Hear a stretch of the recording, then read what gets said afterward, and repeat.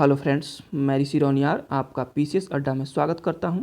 दोस्तों, हाल में बीपीएससी तथा राष्ट्रीय पिछड़ा वर्ग आयोग चर्चा में है। इनके क्या महत्वपूर्ण बिंदु आया है का अभी राष्ट्रीय पिछड़ा वर्ग आयोग महत्वपूर्ण निर्णय दिया है बीपीएससी को कि आप इस चीज़ को लागू करें।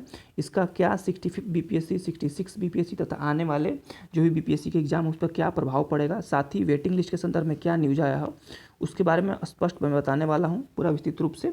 ठीक है। इसके अलावा आप लोग जो भी बीपीएससी की तैयारी करते हैं उनको इससे क्या फ़ायदा होगा जो पिछड़ा वर्ग आयोग का आया है, इसमें सारा आप लोग का डाउट्स क्लियर होगा। ठीक है, चलिए वीडियो को स्टार्ट करते हैं। तो देखिएगा, ये आज का ही न्यूज़ है, आज ही जारी किया गया है इसको। तो यह है भारत सरकार का राष्ट्रीय पिछड़ा वर्ग आयोग। ठीक है, इसका पीडीएफ आप लोग मैं टेलीग्राम में डाल दूंगा, आप लोग डिस्क्रिप्शन में लिंक है टेलीग्राम का, वहाँ से आप लोग देख सकते हैं जुड़ के। ठीक है, तो देखिए, सबसे पहले था कि बीपीएससी एक संकल्प पत्र है बीपीएससी का, इसमें स्पष्ट रूप से लिखा गया है कि बीपीएससी 1 वर्ष के अंतर्गत अपनी चयन प्रक्रिया पूरी करेगी। ठीक है, लेकिन बीपीएससी का अगर 64th देखा जाए, 65th देखा जाए, तो इसमें 64th में 3 साल लगाया है, 65th में 2 साल होने जा रहा है, 2 साल प्लस कर गया, और 66 की बहाली प्रक्रिया चल रही है। ठीक है, तो बीपीएससी इसमें होता है क्या कि जब भी बहाली प्रक्रिया अगर लेट होती है तो जो बच्चे का एज समाप्ति की ओर रहता है तो ये ओवर एज होने के कारण बाहर हो जाते हैं। ठीक है, नेक्स्ट बहाली वो लोग अटेंड नहीं कर पाते हैं। तो साथ ही साथ बीपीएससी करती क्या है कि वेटिंग लिस्ट भी नहीं जारी करती है, तो जिससे होता है कि जो ओवर एज वाले हों तो साफा उनके साथ नाइंसाफ़ी हो गई। तो इसी के संदर्भ में राष्ट्रीय पिछड़ा वर्ग आयोग को बताया गया कि आप इस पर कुछ काम कीजिए। तो राष्ट्रीय पिछड़ा आयोग इसके बारे में संदर्भ में सूचित किया और महत्वपूर्ण निर्णय दिया। ठीक है, इसके अलावा 2-4 बिंदुओं पर और चर्चा किया गया है जो कि आने वाले बीपीएससी के जो भी एग्जाम्स होंगे या हो रहे हैं उन पर बहुत बड़ा इम्पैक्ट पड़ने वाला है। ठीक है, तो उसका मैं दिखाने वाला हूँ। ठीक है, निर्णय सबसे पहले आप लोग देख लें इसका वेटिंग लिस्ट वाले में क्या निर्णय है। तो आयोग का निर्णय इसमें स्पष्ट है कि 64वीं बिहार लोक सेवा आयोग की प्रतीक्षा सूची 15 दिनों के अंदर निकाली जाए और जितने भी रिक्त पद हैं उन्हें प्रतीक्षा सूची से भरा जाए। ठीक है, तो ये तो बोल दिया कि वेटिंग लिस्ट जारी कीजिए और जो लोग ज्वाइन नहीं किए उनके जगह पे इनको किया जाए। ठीक है, जो लोग नहीं ज्वाइन करेंगे उनके जगह पे इनको दिया जाएगा मेरिट। ठीक है, ये होगा। इसके अलावा क्या है महत्वपूर्ण पॉइंट जो आगे बीपीएससी में काम आएंगे, ये देखिए।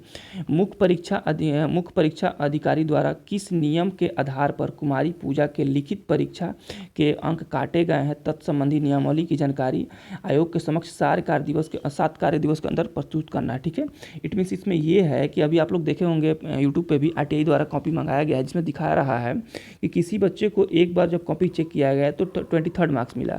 ठीक है, सेकेंड बार उसको जब रीचेक किया जाता है तो उसको 16 मार्क 15 मार्क्स मिल जाता है।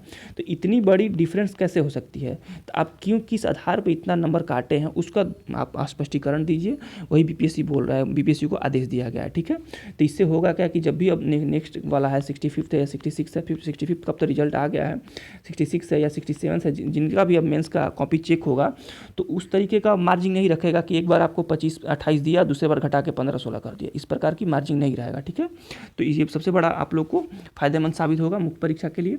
सेकेंड क्या है, ये भी बहुत ही इंपॉर्टेंट आया है कि 64वीं बिहार लोक सेवा आयोग की परीक्षा मेरिट लिस्ट के अनुसार चयनित प्रथम 20 अभ्यर्थियों की लिखित परीक्षा के सत्यापित कॉपी के प्रति आयोग समक्ष 7 कार्य दिवस के भीतर प्रस्तुत करें। ठीक है, तो ये तो उतना नहीं है, ये वाला आप लोग इम्पॉर्टेंट है। ठीक है, अन्य पिछड़ा वर्ग के अभ्यर्थी का अनारक्षित श्रेणी में चयन होने पर उसे किस नियम के आधार पर पुनः आरक्षित वर्ग में ही चयनित किया गया। इट मीन्स कहा जा रहा है कि अगर कोई व्यक्ति क्या बोलते हैं आरक्षित श्रेणी का है, ठीक है, तो वो अपने ज़्यादा मार्क्स लाया और उसको जनरल कैटेगरी में वो पास किया। ठीक है, लेकिन उसको जनरल कैटेगरी से हटा के फिर से उसको आरक्षित श्रेणी में ही डाल दिया गया। ठीक है, उसके अपने ही कैटेगरी में डाल दिया गया। तो ये किस नियम के आधार पर किया गया वो पूछ रहा है कि आप बीपीएससी इसको क्लियरफाई करें।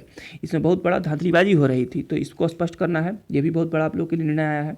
इसके अलावा क्या लिखा गया, यदि अनारक्षित श्रेणी से आरक्षित श्रेणी में प्रेफरेंस के आधार पर चयन किया भी गया है तो उस रिक्त स्थान पर अन्य पिछड़ा वर्ग के अभ्यर्थी का ही चयन किस नियम के आधार पर नहीं किया गया, संबंधित 7 दिन के उसमें आप लोग को जारी करना है, भीतर प्रस्तुत करना। इट मीन्स ये कह रहा है कि मान लीजिए कि कोई अभ्यर्थी है आपका आरक्षित श्रेणी का है, लेकिन वो अनारक्षित श्रेणी में उसका रिजल्ट हुआ था, लेकिन वो क्या बोलते हैं अपना प्रीफरेंस डाला है कि हमको ये पोस्ट मिलना चाहिए, उस श्रेणी से उसको आरक्षित श्रेणी में रिजल्ट आया। लेकिन जब इसको आरक्षित श्रेणी में रिजल्ट आया, आप उसको आरक्षित श्रेणी में नहीं डालें, आरक्षित श्रेणी मिले गए, तो जो बच्चा फिर उसके जगह पे आएगा तो उसको आप आरक्षित श्रेणी में क्यों नहीं डालें, ये पूछ रही है। इसका आपको स्पष्टीकरण देना है, यही आप लोग को इसमें निर्णय में दिया गया। तो ये 2-3 बातें प्रमुख है, इसको आप लोग खुद से भी पढ़ सकते हैं, पीडीएफ आप लोग को टेलीग्राम में मैं डाल दूंगा और बहुत ही अच्छा निर्णय दिया गया है। बीपीएससी इसको लगभग लग रहा है कि इस आदेश को मानेगी क्योंकि दोनों ही संवैधानिक संस्थाएँ हैं और एक दूसरे की अपनी मर्यादाएँ हैं और एक दूसरे के जो भी है ये लोग करेंगे। तो यही था न्यूज़, आप लोग देख सकते हैं। ठीक है दोस्तों, धन्यवाद।